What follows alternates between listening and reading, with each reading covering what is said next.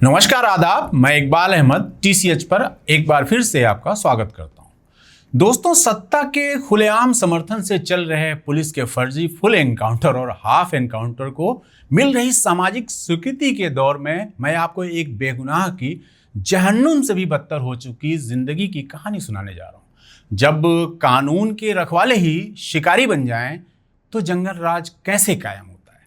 ये कहानी उत्तर प्रदेश के शहर मेरठ के एक 20 साल के नौजवान शहमान खान की है, जो अपने घर में होने वाली बहन की शादी की खुशियों में डूबा था, जो रिश्तेदारों को शादी का कार्ड बांटने निकला था। लेकिन उसे क्या पता था कि जिन रास्तों पर वो खुशियां बांट रहा है वही मौत का सामान लिए कुछ खाकी वर्दी वाले उसका इंतजार कर रहे हैं।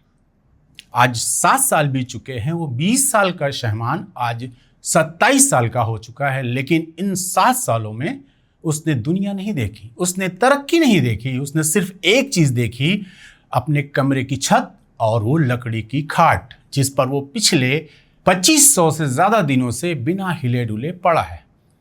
कमर के नीचे का उसका पूरा हिस्सा लकवाग्रस्त हो चुका है। शहमान की आंखों में आंसू हैं और होठों पर सिर्फ एक सवाल, मेरा कसूर क्या था, मुझे गोली क्यों मारी। तारीख थी 17 अक्टूबर 2019। मेरठ का तहड़की गांव। शहमान खान के घर में सिर्फ 3 दिन बाद उसकी सगी बहन की शादी थी और भाई होने के नाते शहमान पर बड़ी जिम्मेदारी थी। वो बैग में बहन की शादी का निमंत्रण कार्ड रखता है और रिश्तेदारों को घर के लिए निकल पड़ता है। शाम ढल रही थी। शहमान कार्ड बांट कर वापस अपने घर लौट रहा था, तभी मेरठ की एक सड़क पर सादे कपड़ों में कुछ लोग उसकी बाइक के सामने आ जाते हैं और शहमान कुछ समझ पाता इससे पहले हवा में गोलियों की तड़तड़ाहट गूंज उठी। 1, 2, 3 शहमान के जिस्म में 3 गोलियां दाग दी जाती हैं।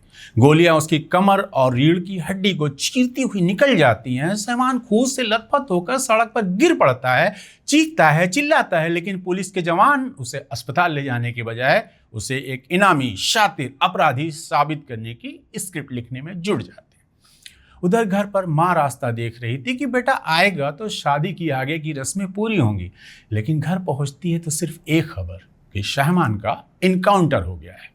अब जरा सुनिए उत्तर प्रदेश पुलिस की वो थ्योरी जो किसी बॉलीवुड की फ्लॉप क्राइम फिल्म की स्क्रिप्ट जैसी लगती है। एनकाउंटर के तुरंत बाद पुलिस ने मीडिया में बयान दिया कि शहमान एक कुख्यात लुटेरा है। पुलिस ने एफआईआर में लिख दिया कि शहमान जिस स्पोर्ट्स बाइक पे सवार था वो चोरी की थी।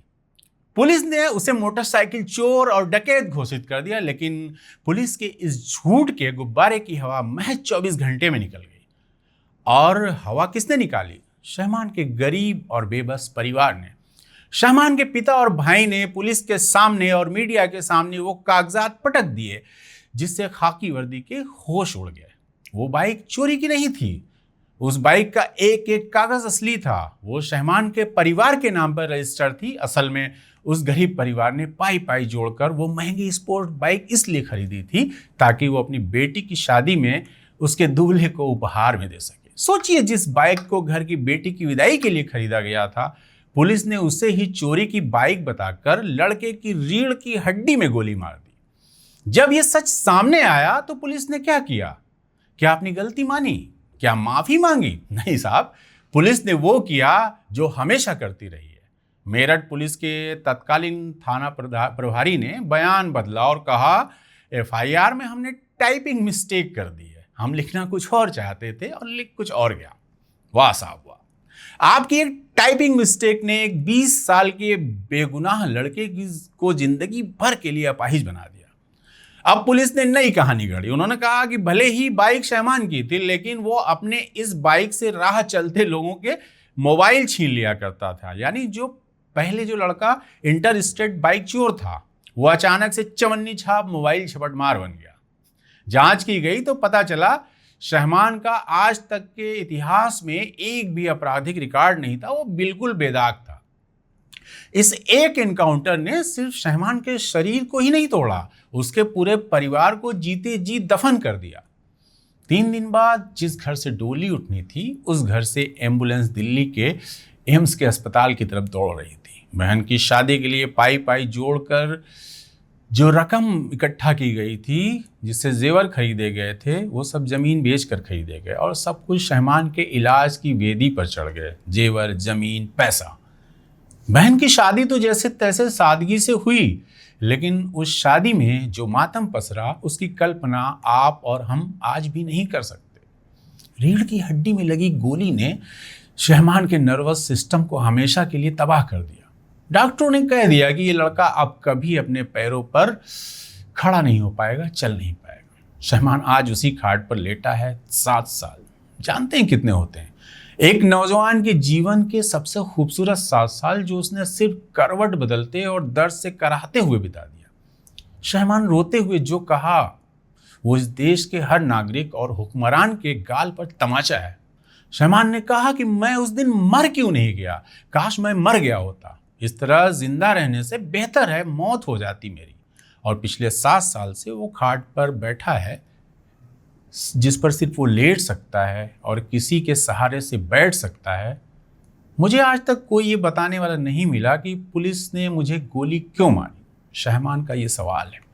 ये कहानी सिर्फ शहमान की नहीं है, ये कहानी देश के उस खौफनाक सिस्टम की है जहां ठोक दो की नीति के तहत वाहवाही लूटने के लिए बेकसूरों को निशाना बना दिया जाता है। प्रमोशन, मेडल और सरकार का किसी एक समुदाय को खुश करने के चक्कर में किसी माँ की गोद सूनी कर दी जाती है, तो किसी बहन के भाई की जिंदगी भर की खुशियां लूट ली जाती हैं। अगर शहमान अपराधी था तो कोर्ट थी, कानून था, उसे सजा मिलती, लेकिन बिना किसी वारंट के चेतावनी दिए पीठ और कमर पर गोलियां दाग देना ये कहाँ का इंसाफ है। और जब आपका झूठ पकड़ा गया तो आप उसे क्लेरिकल एरर कहकर पल्ला झाड़ लिया। संवैधानिक सिस्टम और सरकारी अमले से जनता की ओर से हमारे कुछ सवाल हैं।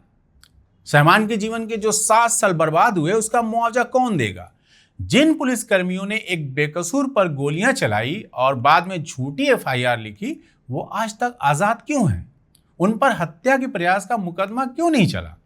क्या एक गरीब और बेबस परिवार को इस देश में सिर्फ इसलिए न्याय नहीं मिलेगा क्योंकि उसके पास रसूख नहीं है? दोस्तों, ये एक शहमान की कहानी है। अराजकता के इस दौर में न जाने कितने शहमान होंगे जिनकी चीख उनकी 4 दीवारी में ही दबकर रह गई होगी। लेकिन आपकी हमारी आवाज में दम है तो इस वीडियो को इतना शेयर कीजिए कि वो मेरठ से लेकर लखनऊ होते हुए दिल्ली के गरियाले में इसकी आवाज गूंजे।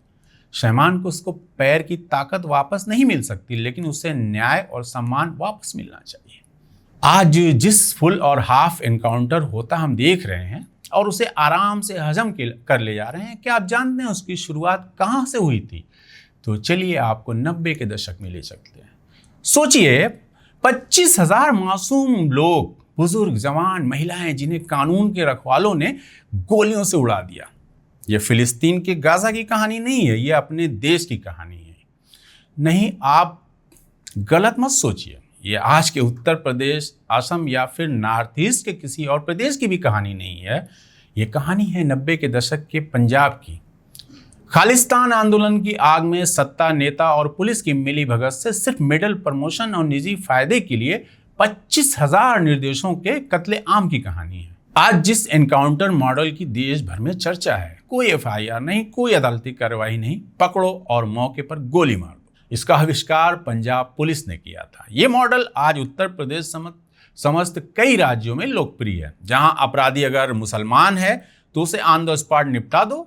ये आज जो हो रहा है इसकी जड़ 90 के दशक में पंजाब में है, जहां कुछ पुलिस वालों ने आतंकवादियों के साथ साथ बेगुनाह युवाओं, किसानों और आम लोगों को भी उठाकर फर्जी एनकाउंटर में मार दिया और लाशें या तो जला दी गई या फिर सतलुज नदी में बहा दी गई। इसी अन्याय के खिलाफ खड़े हुए थे मानवाधिकार कार्यकर्ता जसवंत सिंह खालड़ा, जो पहले बैंक में एक आम से कर्मचारी थे। उन्होंने शमशान में, मुर्दाघर में लावारिस लाशों की गिनती की, परिवारों से मिले सबूत जुटाए, उन्होंने सिस्टम को एक्सपोज किया, लेकिन खुद भी इस सिस्टम का शिकार बने और एक दिन पुलिस ने उन्हें भी गायब कर दिया और उनकी लाश आज तक नहीं मिली। उनके इसी संघर्ष पर चर्चित और विवादित फिल्म सतलुज बनी है।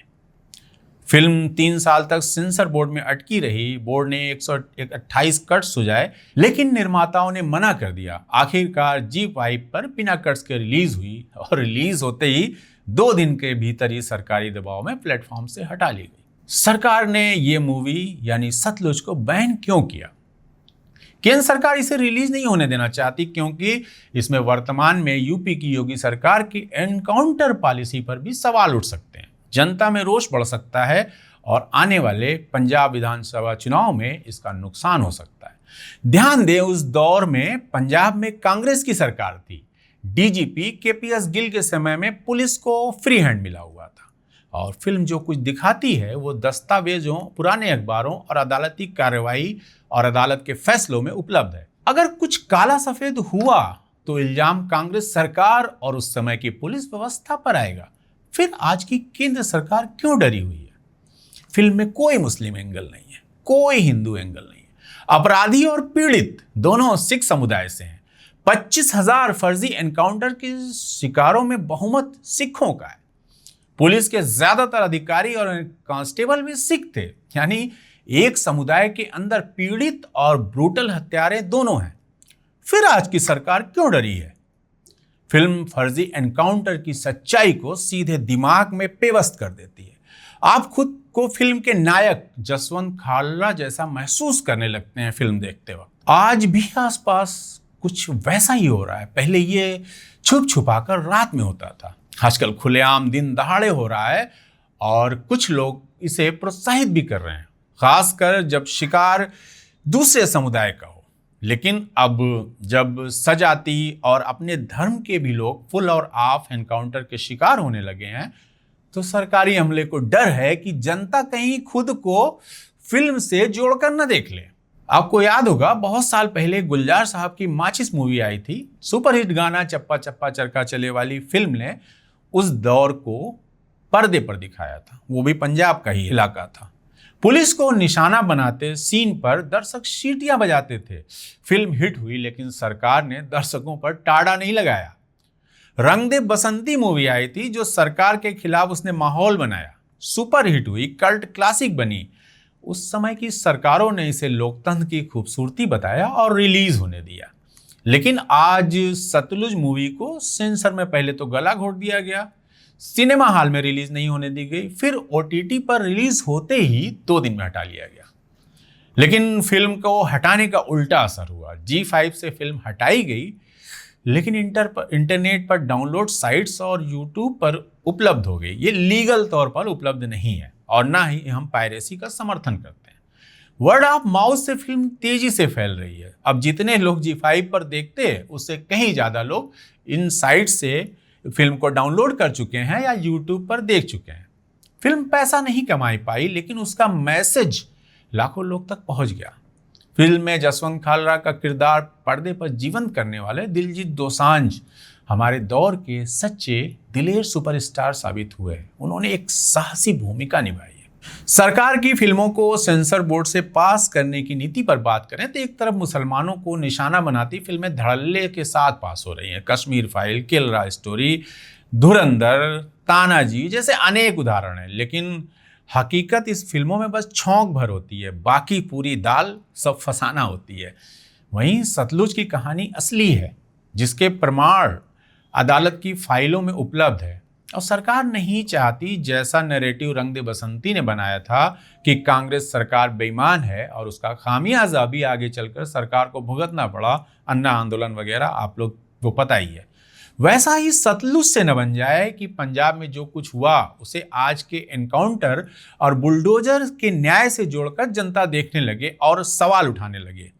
इंटरनेट के ज़माने में सेंसर अब वैसा नहीं रहा कि फिल्म को आपने सेंसर से पास नहीं होने दिया और डब्बा बंद हो गई तो दर्शक तक नहीं पहुंचेगी।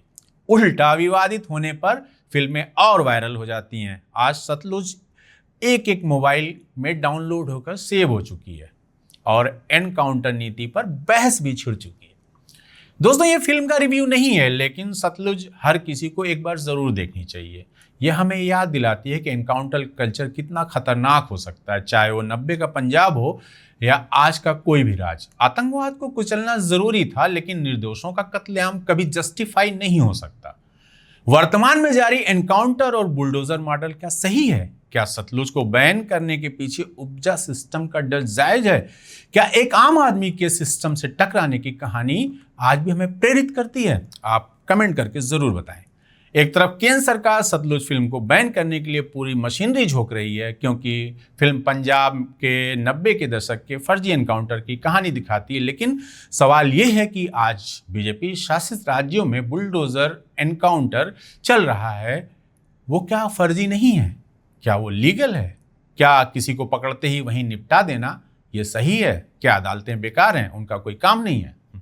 खासकर मुसलमान अपराधियों पर एनकाउंटर का प्रतिशत दूसरे धर्मों के मुकाबले काफी ज्यादा है।